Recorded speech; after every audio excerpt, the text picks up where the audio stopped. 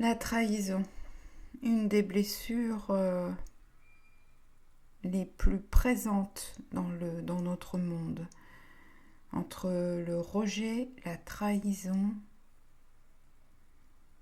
les abus, la blessure des abus de toutes sortes, ces trois-là sont certainement au cœur de notre monde aujourd'hui. La trahison, elle est à la fois un poison, cette blessure, effectivement, puisqu'elle nous empêche, elle nous, elle nous entrave dans nos relations aux autres pour éviter d'avoir à revivre ce qui nous a profondément blessés. Et en même temps, à partir d'elle, quand on commence à la regarder en face, à l'appréhender, on peut effectivement avancer. Parce que bien souvent, lorsque l'on en a fait le tour, des trahisons vécues avec le monde extérieur, avec des proches, avec des amours, une conscience s'éveille que la première chose que l'on fait, c'est se trahir soi-même. C'est trahir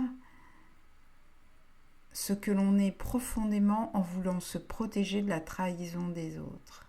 Parce que avoir été sensible à la trahison, au fond, on a été dans une capacité de rencontrer l'autre et de donner. Et cette capacité, on ne peut pas la laisser s'éteindre. Alors si on se laisse envahir par la peur de la trahison, on n'ouvre pas cette capacité que l'on a à offrir des espaces.